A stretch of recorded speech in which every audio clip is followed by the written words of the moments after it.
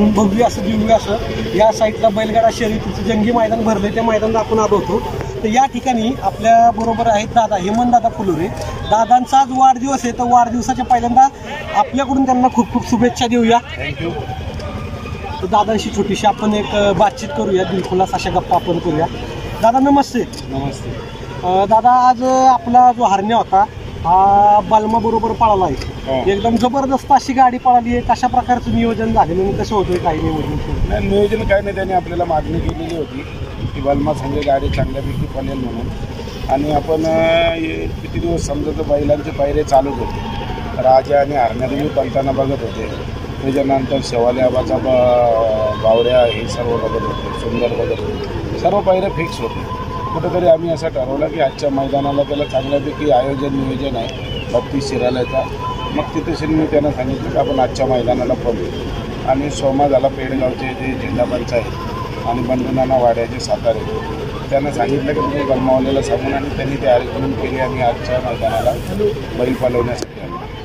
दादा मैदान कशा प्रकारचं आहे, आपल्या फाट्या वगैरे कशा प्रकारचं नियोजन वगैरे आहे? नाही मैदान तर अप्रतिम आहे, काही विषय नाही, काही गालबोट लावण्यासारखं काही नाही. सर्व कॅमेरा सिस्टम आहे, डायरेक्ट रेट आहेत, पब्लिक पण व्यवस्थित शांत ज्याच्या त्याच्या जागेवरती बसली आहे. म्हणजे कुठेतरी पब्लिक पण उत्साहित नाही. जर पब्लिक उत्साहित झाल्याच्यानंतर मग त्या खेळाला नियोजन राहत नाही आणि मग ती कुठेतरी लावबीटाची होण्याची आहे. पण त्यांनी सर्व अप्रतिम केलेलं आहे. सर्व निकालासाठी स्क्रीन आहे, त्या सगळ्या गोष्टी त्यांनी ज्या पाहिजेत त्या ठेवलेल्या आहेत. त्याच्यामुळं त्यांना नाव ठेवण्यासारखं मैदानाला काहीच जागा नाही. तर आता तुम्ही मुंबईमध्ये असता, मुंबईमधून तुम्ही घाटावरती येता. आता कसं आहे आम्ही पण म्हणजे तसं म्हणायला गेलं तर आमच्यापेक्षा थोडेसे तुम्ही मोठे. आम्हालाच एका मैदानावरून दुसऱ्या मैदानावर जाताना एकदम त्रास होतो. आणि तुम्ही मुंबईत पण बिनजोड करताय आणि तुम्ही गावाला पण येताय घाटावरती. एवढी जे धकाधकीचं जीवन तुम्ही कसं काय नेमकं ॲडजस्ट करताय दादा, मला आश्चर्य वाटतंय. मी बैलगाडीचा वेळ आहे, कारण मला लहानपणापासूनचा छंद आहे. त्याच्यामुळं बैलगाडी बोलला तर मी जिथं असेल तिथे मी अवेलेबल असतो. आणि राहिला विषय ते आता हरण्या चांगल्यापैकी क्रेजमध्ये पळू राहिले, तर हरण्याची क्रेज कुठेतरी पब्लिकला दिसावी आणि त्या पब्लिकची पण इच्छा आहे हरण्या बघण्याची. जसा आज मी 32 शिराल्यामध्ये आलो, काही लोकांनी येऊन हरण्याचे फोटो काढले, काही माझ्या हरण्याच्या जोडीला मालक म्हणून काढले. तर हीच एक क्रेज आहे आणि कुठेशी तरी त्यांच्या मनात हरण्या हा असावा म्हणून मी एवढ्या लांब घेऊन येण्याचा प्रयत्न केला. आणि मी हमेशा येतो, कारण जो बैल पालात होतो त्याला पळण्याची ट्रॅक आणि त्याला पळण्याची उत्सुकता आपण मालकाने दिली पाहिजे. जर आपण पाळणारा बैल जर गोठ्यात बांधून घेऊ तर मग त्याला ते येणार आला. जशी मालकाची इच्छा असते की त्या मैदानात जाऊन नंबर करावा, त्याची बैलाची इच्छा असते की त्या मैदानात जाऊन आपण खेळावं. तर ते हिसाबाने मी मुंबईवरून अपडाऊन करून बैल पळवतो. कधी मला वाटलं माझ्या घरच्यांना वाटलं की आता बैल बाजूला आता आपल्या घरी येऊ द्या, त्यांना पण करमत नाही, मग त्याच्यामुळे मी घरी घेऊन. तर असं करून मी अपडाऊन करून बैल पळवतो. दादा आता म्हणजे जेवढे मोठ्या मैदानात तिकडे एकदम धुमाकूळच घातलाय त्यानं. मोठी मोठी जी बैलं असतात त्यांच्याबरोबर जबरदस्त अशी लढत करतोय, चांगल्या अंतरानं तो विजय होतोय. आणि अख्ख्या महाराष्ट्रात आता हरण्याच बैलाची चर्चा. आता काय वाटतं हरण्याबद्दल आपल्याकडे? हो ना, आता तुम्ही बघला असाल की जनरलमध्ये जसं आता तुमच्या कोल्हापूरचा एक हरण्या आहे, तसं आमच्या मुंबईचा आणि सातारा या भागाचा एक हरण्या आहे. म्हणजे दोन्ही हरणे असे झालेले आहेत आजच्या कंडिशनला. कारण जे पण हरणे झाले तर ते पळातात म्हणून त्यांची कुठेतरी क्रेज झाली. बैलं पळाली, भरपूर पळाली. जो नाव करायचा तो त्यांनी केला. महान भारत केसरीला तुम्ही बघितलं असेल गट, सेमी आणि फायनल तर कॉर्नरनी, म्हणजे जिथे शक्य नाही लवकर अशा ठिकाणी त्यांनी ती फायनल घेतली आणि थारचा मानकरी मला बनवला. दुसरा विषय की राहिला कुशेगाव हिंद केसरीला 1000 गाडी पळाली, ते 1000 गाडीमध्ये 1 नंबर करणं हे म्हणजे लय कुठेशी तरी मोठी गोष्ट. आणि त्या सेवागिरींचा जो आशीर्वाद आणि त्या गुलालासाठी जे मला महत्त्व दिले आणि जे मला ते माझ्या हरण्याने जे मला दिले त्याच्यासाठी मी त्याचे उपकार कधीच विसरू शकत नाही. आणि आता पण तो हल्ली ज्या मैदानात नाही त्या मैदानात तो धुमाकूळ घालतो. आणि जो परत हरण्या पालन तो परत पळवेन. नंतर मी त्याला माझ्या घरी रिटायर करून त्याला एक मी काचेच्या भांड्यासारखा सांभाळून ठेवीन, ते जेणेकरून तो माझ्या हृदयात राहील. दादा हरण्याला आपण नाशिकवरनं घेतलेलं बरोबर ना? तुमच्या भरपूर मुलाखती मी पाहिल्या त्यातनं. तरी आपल्याकडं आल्यापासून किती वर्ष झाली नेमक्या हरण्याला आपल्या? माझ्याकडे येऊन वर्ष नाही झाला, पण माझ्या मित्राचाच बैल होता जो गोरख जाधव म्हणून होता, संकेत जाधव त्याचा मुलगा. हे आपल्या घरचे रिलेटिव्ह फॅमिलीसारखेच मेंबर. कारण 2005पासून मला या क्षेत्रात नाद लागला त्यावेळेपासून माझ्या ते कॉन्टॅक्टमधली माणसं आहेत आणि त्यांच्याजवळ हा वासरू होता. तर वासरू असताना चांगला पळायला लागला. मला ते एका मित्राच्या थोडंने समजलं. मी त्याला फोन केला आणि तो बोलला हो दादा चांगल्यापैकी पळा तुम्ही या, पाहिजे असेल तर घेऊन जा. आणि मी एप्रिलमध्ये त्याला घेतला 5.25 लाखाला आणि त्याला पळू राहिलो. चांगल्यापैकी बैलांना बैल दिले आणि आज तो नंबरामध्ये टॉप 1ला पळाला. तर एका वर्षामध्ये एवढी मोठी मोठी मैदानं गाजवून तुम्हाला म्हणजेच की त्यांनी एकदम अख्ख्या महाराष्ट्रात टॉपलाच नेऊन ठेवले. आता असं म्हणलं तर वावगं ठरणार नाही. कारण का हेमंत दादा हे जे नाव आहे हे लहान पोरापासून थोरापर्यंत सगळीकडे नाव आता प्रसिद्ध एकदम झाले. काय वाटतं की एका वर्षात एवढं तुम्हाला सक्सेस भेटलं, यश भेटलं, त्याच्या मागचं काय नेमकं? मी पूर्वीपासून खेळत होतो बैलगाडा क्षेत्रात. माझ्या मुलाचं नाव द्यायचं आणि मुलाच्या नावाने माझ्या चांगल्यापैकी मी गाड्या खेळायच्या. पण ज्यावेळेस हारण्या आला, हारण्या कुठंतरी एक माझ्या मुलाच्या नावाला म्हणजे रोशन करण्यासाठी, त्याला देश पातळीवरती त्याला नेण्यासाठी असा क्रेज घेऊन आला की मीच कुठेशी तरी आज विचंबलित झालेलं आहे की मला कुठेतरी महादेवाने एक नैसर्गिक एक नंदी दिलेला आहे हा, की तो जेणेकरून त्या नावाला कुठेतरी उच्चता आणि माझ्या नावाला कुठेतरी उच्चता न्यावी, त्या क्षेत्रातून तो आलेला आहे. एवढंच मी बोलू शकतो, दुसरं काय. दादा आता मुंबईला बिनजोड झाली बघा, एकदम जबरदस्त अशी मोठी लढत होती अख्ख्या महाराष्ट्रात. तसंच महाराष्ट्राच्या बाहेरची जेवढी लोक होती त्यांचं लक्ष ह्याच बिनजोडवरती होती आणि तिथं पण त्यानं तुमचं नाव म्हणजेच की जसं तुम्ही सांगितलं मुंबईचा हिंद केसरी मैदान जे म्हणजेच की आपलं सावली देसाई मैदान, तिथं पण एकदम जबरदस्त पळ केला आणि 1 नंबर केला. दादा काय भावना होत्या? आम्ही तर येता आलं नाही आम्हाला, पण तुमच्या भावना प्रेमाची शरद होती आणि प्रेमामध्ये अटकले. दोन्ही मालक मुंबईचे होते. बैल जरी बकासूर पुण्याचा असला तरी हरण्या कल्याणचा होता आणि अशी प्रेमाची शरद होती. पण कुठेशी तरी शरद झाल्याच्या नंतर काही लोकांनी एक वाचरट कमेंट केली का शेपेला जावा घेतला.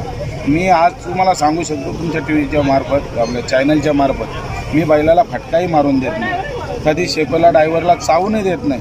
जेवढे ड्रायव्हर झाले असेल तेवढ्यांना विचारा कधी शेपेला चावला का. जर ज्या दिवसाला चावला बोलेल ना ड्रायव्हर, त्या दिवसाला त्याची मी येसन कापेन आणि बैल रानामध्ये जिकडं चरेल, जिकडं जाईल तिकडं मी हा शौक सोडून देईन. म्हणजे एवढा तुमच्या मार्फत मी चॅनलच्या करतो. काय आहे कुठेशी तरी कोणाला बदनाम करण्यासाठी काहीतरी हे करत. शरद प्रेमाने असावा. आपण आज नाही उद्या नाही परवा एखाद्या मैदानात 100% भेटू. जर इच्छा असेल की बाबा आम्ही कुठेतरी कमतरता पडलो, अजून आम्ही जर एखादा चांगला सक्षम बैल घातला, सक्षम ड्रायव्हर घातला तर आम्ही वापस तुम्हाला मारू शकतो, म्हणजे गाडी मारू शकतो.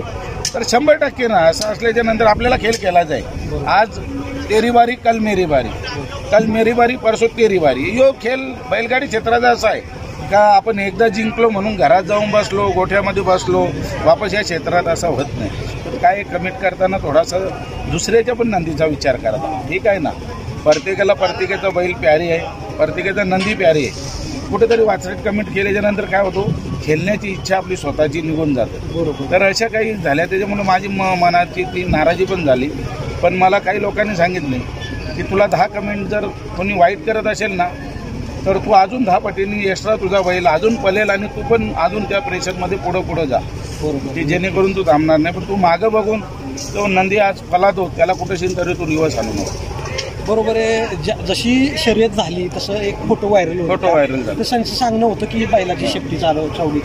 पण त्याच्यानंतर लगेच एक अर्ध्या तासाच्यात व्हिडिओ आला आणि त्याच्यामध्ये क्लिअरली दिसतंय की कुठल्याही प्रकारची कमिटीने दाखवलं ना, कमिटीने त्या मालकाला पण दाखवलं जे बकासूर ज्यांनी नेला होता घरच म्हणून मालक आहे सचिन शेठला दाखवला कमिटीने, सर्व दाखवलं. कमिटी काय कोणाच्या बांधिलकीची नव्हती. सचिन शेठ ही मुंबईचा आहे, मी मुंबईचा आहे, त्याच्यामुळं कोणावरती अन्याय करणारी ती कमिटी नव्हती. आणि वर्षातून एकच मैदान, पण तो टॉपचा 26 जानेवारीचं मैदान, कारण कुठंतरी त्यांची पण फेस्टिवल आहे. त्याच्यामुळे त्यांनी सर्व त्यांनी ती शंका होती त्यांची दूर केली आणि त्यांनी तो निर्णय दाखवला. तो सचिन शेट्टी मान्य केला. ट्रोल करणाऱ्यांना जर मान्य नसेल होत तर त्याच्या पुढे आपण दुसरं काय बोलणार नाही. तिथं काय त्यांची तर आपण तोंड काय बस त्यांची काही आपण नाही. आपण तेवढ्या स्पीडमध्ये उलटा अजून चालत राहायचं, पळत राहायचं, आपण सक्सेस होऊ. बैला धमके बैल करून दाखव, बस 100% तो दाखवणार. कारण जी काही अशी कमेंट असतात ना याच्यावरती जरी तो मुखा जनावर असेल पण त्याला कुठेतरी एक मालकाची आणि एक त्याच्या इज्जतीची ती प्रेस्टोल असते.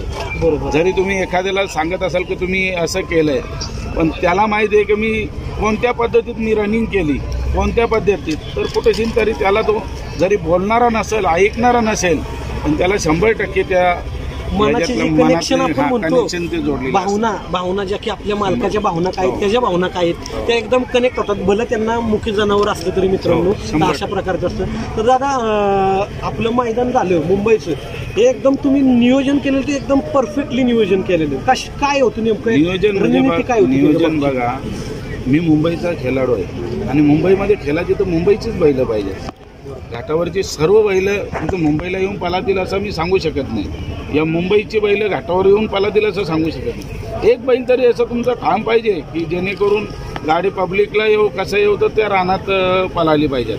आज मी काही बैल इथून पण बघतो जातात, पण ती एवढ्या स्पीडमध्ये नाही पळत जी घाटावर पळतात ती, आणि तिकडची मुंबईची बैल आहेत ती इथे एवढ्या स्पीडने. त्याच्यामुळं मी जजमेंट असा घेतला की दोन्ही बैल जर मुंबईचे ठाम असतील तर गाडी चांगल्या पळेल, आणि मी त्याच पद्धतीत तो नियोजन केला आणि गाडी चांगल्यापैकी पळाली. त्याच्यामुळं माझ्या गाडीला विजय. म्हणजेच की आपलं जसं नियोजन असतं, एक प्रकारचं आपण जे आयोजन करतो, नियोजन करतो, बारकावा बघतो, तो खूप महत्त्वाचा असतो. आणि त्याच तोडीचा बैल तुम्ही मेहबूबचीच सिलेक्शन केलं. मेहबूबचं सिलेक्शन करण्याचं दादा काय कारण काय होतं? कारण का मुंबईत भरपूर पण बैल आहेत. महबूब तुम्ही बघितला असेल की मुंबईचा आज 3-4 वर्षाचा म्हणजे मुंबई गाजवणारा वास्य आहे. भले त्याचे हार झाले असतील, जीत झाले असतील, त्याचा विषय नाही, पण म्हणजे आज सर्वात टॉप 1ला पळणारा महबूब.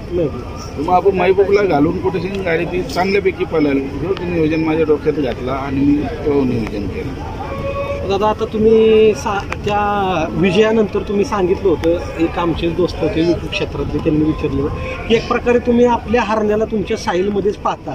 साहिलचंच कुठं ना कुठंतरी अस्तित्व असं आहे असं तुम्हाला पण वाटतंय, आणि ते नक्कीच तो प्रत्येक ठिकाणी येऊन तुमचं नाव उज्ज्वल करतोय आणि करून दाखवतोय. कशा भावना आहेत दादा? 100% ना. कुठेशी तरी मी बोललो ना की कुठेतरी त्याला कळत असेल की आपल्याला मालकाचा आणि आपल्या मालकाच्या मुलाचं नाव कुठेशी कसा ठेवायचा.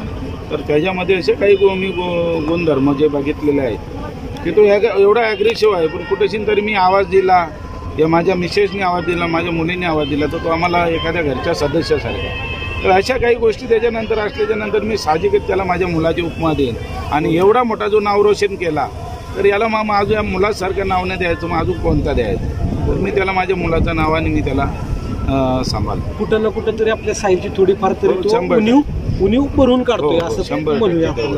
दादा, हरणे आपला तिन्ही म्हणजे जसं नाशिकला घोडाबाईला बरोबर पळालाय, घाटावरती जे बैल असतात तिकडच्या साईडला पळालाय, बिनजोडला पळालाय, म्हणजे त्याला आपण बैलगाडी क्षेत्रातला ऑलराऊंडरच म्हणू शकतो. ऑलराऊंडरच आहे तो. तुम्ही सांगाल त्या क्षेत्रात तो नाही बोलणार नाही पळाला, आणि जिथं जाईल तिथं धमकच जिथे जातो तिथं धमक, कारण तिथे त्याच्या तो रुबाबातच जातो आणि रुबाबातच येतो. बघू शकता मित्रांनो, असा जबरदस्त असा जो बैल आहे दादांच्या दावणीला, आणि हे पण भाग्यच लागतं अशा प्रकारची बैल आपल्याला मिळणं, आणि हेच आपल्या हेमंत दादांना लाभलेत. आणि त्यांनी संपूर्ण बैलगाडा क्षेत्रात पण आज त्यांचं जे नाव होतं ते हरण्यामुळेच होतं, आणि कुठं ना कुठं तरी त्यांचं पण नियोजन असतं, त्यांच्या पण भावना असतात, त्या हरण्याला कळतात, बोलं तो मुका प्राणी असतं तरी. दादा, तुम्ही मला तुमचा किमती वेळ दिल्याबद्दल तुमचे मी खूप खूप आभार व्यक्त करतो. धन्यवाद. आणि पुन्हा एकदा तुम्हाला वाढदिवसाच्या खूप खूप शुभेच्छा. धन्यवाद. आजचा वाढदिवस असून सुद्धा मी आज हरण्याच्या जोरीला, कारण तो हरण्या हा साताऱ्याला होता, पण मला असं कुठेतरी वाटलं की सर्व दोस्त मंडळी सर्व बाजूला राहू दे, पण आज आमच्या दोघांचा जो नाता जुळालेला आहे म्हणजे मुलाचा ना बापाचा, तर या हिशोबाने आज मी बड्डे सेलिब्रेशनसाठी इथं आलेला आहे. आणि हरण्या पळाल्याच्या नंतर आम्ही दोघेजण निवांत जागेमध्ये बड्डे सेलिब्रेशन करू आणि उद्या आम्ही आमच्या घरी जाऊ. तुम्ही आमची मुलाखत घेतली हरण्याला ना, मला कुठेतरी एक तुमच्या पब्लिकच्या मध्ये नाव लौकिक करायची वेळ दिली, त्याच्याबद्दल मी तुझा आभारी आहे. आणि चॅनलचे जे सर्व कोणी प्रेक्षक बघत असतील त्यांनाही माझ्याकडनं शुभेच्छा. धन्यवाद. थँक्यू.